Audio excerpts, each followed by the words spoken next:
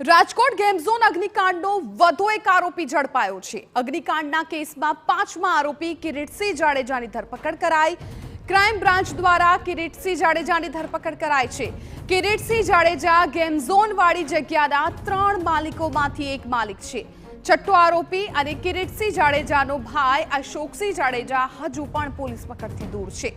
કિરીટસિંહ અને Ashoksinh TRP game ઝોનના proprietor માલિકો છે અને સગા ભાઈઓ છે, જેમાંથી કિરીટસિંહની ધરપકડ કરાઈ છે અને અશોકસિંહની હજુ પણ શોધખોળ ચાલુ છે। જગ્યાના માલિક હોવા છતાં કેમ આ બાબતોમાં આંખ આડા કાન કર્યા તે સહિતની પૂછપરછ હાથ ધરાઈ છે। તો રાજકોટ ટીઆરપી ગેમ ઝોનમાં અગ્નિકાંડનો મુદ્દો। ગેમ ઝોનમાં પુરવઠા તંત્રની ઘોર બેદરકારી સામે આવી છે। આરોપીઓ પેટ્રોલ ડીઝલનો જથ્થો ક્યાંથી લાવ્યા તે અંગે માહિતી નથી। ગેમ ઝોનમાં પેટ્રોલિયમ જથ્થા અંગે પુરવઠા તંત્રની ઘોર બેદરકારી। સૌથી મોટો સવાલ પેટ્રોલનો જથ્થો ક્યાંથી આવ્યો છે। કલેક્ટરના તપાસના આદેશ છતાં જવાબદાર તંત્ર શું કાર્યવાહી કરશે તે સૌથી મોટો સવાલ છે। પુરવઠા વિભાગ ધારે તો આવશ્યક ચીજવસ્તુ ધારા હેઠળ કાર્યવાહી થઈ શકે।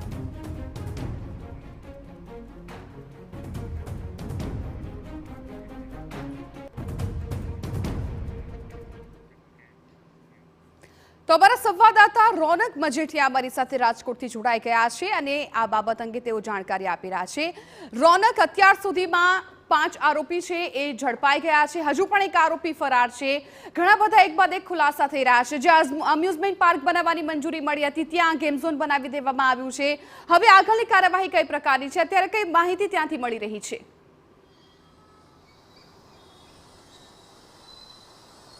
જિજ્ઞાસા, જે 7 આરોપીઓ હતા તેમાંથી અત્યાર સુધીમાં 5 આરોપીની ધરપકડ કરી લેવામાં આવી છે ક્રાઇમ બ્રાન્ચ દ્વારા, જેમાં 4 આરોપીઓની પહેલાથી ધરપકડ થઈ ચૂકી છે ને હવે 5મા આરોપી કિરીટસિંહ જાડેજાની ક્રાઇમ બ્રાન્ચ દ્વારા ધરપકડ છે તે કરી લેવામાં આવી છે। કિરીટસિંહ જાડેજા અને અશોકસિંહ જાડેજા જે છઠ્ઠા આરોપી છે તે બંને સગા ભાઈઓ છે ને। ટીઆરપી ગેમ ઝોનવાળી જે જગ્યા હતી, જે પાર્ટી પ્લોટ હતો, તેના માલિકો છે ને સાથે સાથે જે ટીઆરપી ગેમ ઝોન છે તેના પ્રોપ્રાઇટર માલિકો છે।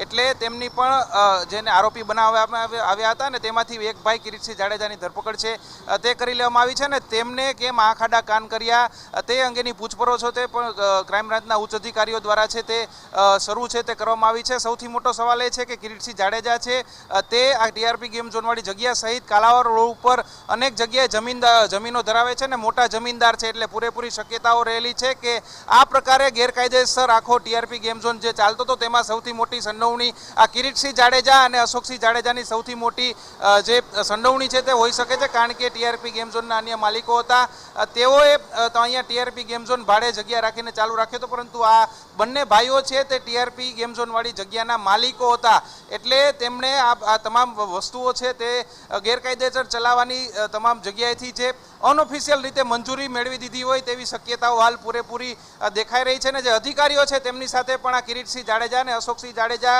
ક્યાંક ને ક્યાંક ગરબો ધરાવતા હોય તેવી પણ પૂરેપૂરી શક્યતાઓ રહેલી છે। એટલા જ માટે આટલો મોટો ટીઆરપી ગેમ ઝોન 4 વર્ષથી ચાલ્યા કરે, કોઈ પણ પ્રકારની પરમિશન નહીં, આખો ટીઆરપી જે ગેમ ઝોન છે તે ગેરકાયદેસર હતો।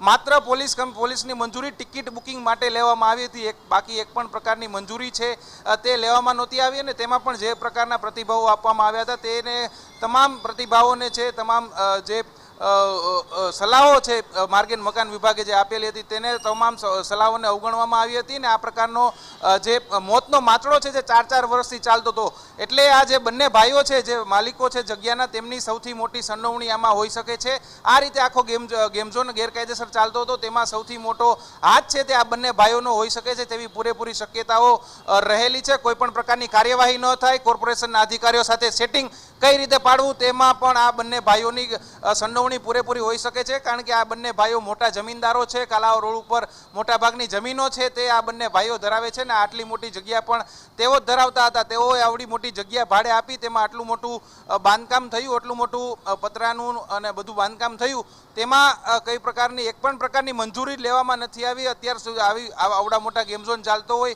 તેમાં લાઇટ કનેક્શન લેવાનું હોય, જીએસટી ભરવાના હોય, અનેક બાબતો હોય, પરંતુ એક એક પણ બાબતોનો ક્યાંય પણ જે છે પાલન કરવામાં નહોતું આવતું, અને તેમાં જ આ બંને ભાઈઓની સૌથી વધારે સંડોવણી હોય તેવી પૂરેપૂરી શક્યતા છે. પ્રકાશ જૈન છે તે આ જગ્યાનો સૌથી મોટો ભાગીદાર હતો, તેમનું મોત થઈ ચૂક્યું છે. જો તેમનું મોત ન થયું હોત ને તેમની ધરપકડ થઈ હોત તો આ બંને ભાઈઓની સંડોવણી ખુલવાની વધુ શક્યતા રહેલી હતી, પરંતુ પ્રકાશ જૈનનું મોત થઈ ચૂક્યું છે. હવે કિરીટસિંહની પૂછપરછ હાથ ધરવામાં આવી છે અને અશોકસિંહ જાડેજા છે, હવે એફઆઈઆરમાં જે નામ હતા તેમાંથી પકડવાનો એકમાત્ર આરોપી જે બાકી છે તે અશોકસિંહ જાડેજા, તેમની ધરપકડ હવે બાકી છે ને કોઈ પણ સમયે ક્રાઇમ બ્રાન્ચ તેની પણ ધરપકડ કરી શકે છે, કારણ કે બંને સગા ભાઈઓ છે.